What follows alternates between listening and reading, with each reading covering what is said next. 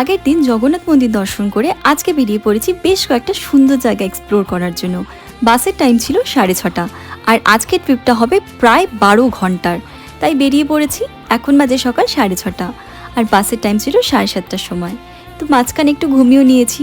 তারপরে প্রথমে চলে এলাম যেই বিচটাতে, সেই বিচটার নাম হচ্ছে চন্দ্রভাগা বিচ।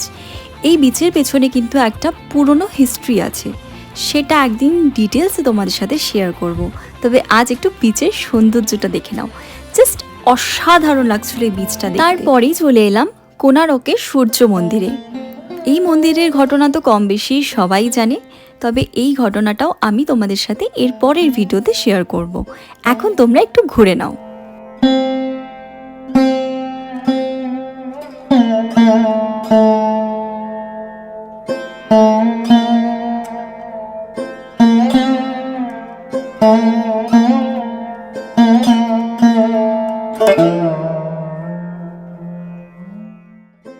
তারপরে চলে এসেছি লিঙ্গরাজ মন্দিরে।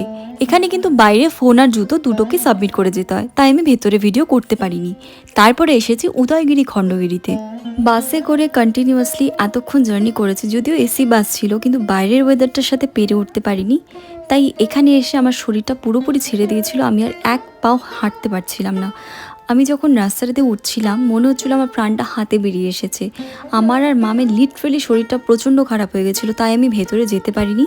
তোমাদের সাথে যতটুকু পারলাম বাইরেরটাই শেয়ার করলাম। আসলে ওখানে এত বেশি রোদ, এত বেশি গরম, মানে জাস্ট টলারেট করতে পারছিলাম না। আমি বলে বোঝাতে পারছি না যে তখনকার ওয়েদারের সাথে আমার শরীরটার কী অবস্থা হয়েছিল। তারপরে চলে এসেছিলাম নন্দনকানন পার্কে। এই পার্কটা সত্যি কথা বলতে আমার পুরো ট্রিপটাই অ্যাকচুয়ালি সেকেন্ড টাইম। আমি এর আগেও পুরীতে এসেছি, আর আজকে যেখানে যেখানে এলাম আমি প্রত্যেকটা জায়গায় এর আগেও এসেছি, তাই এটা আমার সেকেন্ড টাইমের এক্সপিরিয়েন্স। ভালোই লাগলো, কিন্তু এত গরমের মধ্যে শরীরটা ভালো ছিল না কোনোভাবেই।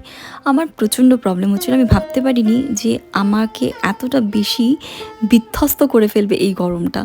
যাই হোক, ভেতরে অনেক কিছুই নতুন নতুন দেখতে পেলাম আবারও। আর সেখানে কিছু কিছু জিনিস আছে যেটা কিন্তু আমাদের এখানেও দেখা যায়, যদি তোমাদের লাগ ভালো থাকে। একদিন যেমন আমরা শুকনাদি যাচ্ছিলাম, হঠাৎ করে দেখলাম বাঁদিকে কিছু হরিণ ঘোরাঘুরি করছে। তারপরে একদিন মধুবন পার্কের সামনে দিয়ে যাচ্ছিলাম, হঠাৎ দেখলাম ডান দিকে তাকিয়ে কিছু সাদা ময়ূর ঘোরাঘুরি করছে। কিছুক্ষণ পর দেখতে পেলাম পুরো জায়গাটা ময়ূরে ভরে গেল। তো যদি লাগ ভালো থাকে তাহলে কিন্তু দেখাই যায়। আপাতত তোমরা এখন এই ভেতরের সব পশু পাখি, সুন্দর সুন্দর মাছ এদেরকে দেখো, তারপর তোমাদের সাথে আবার কথা বলছি।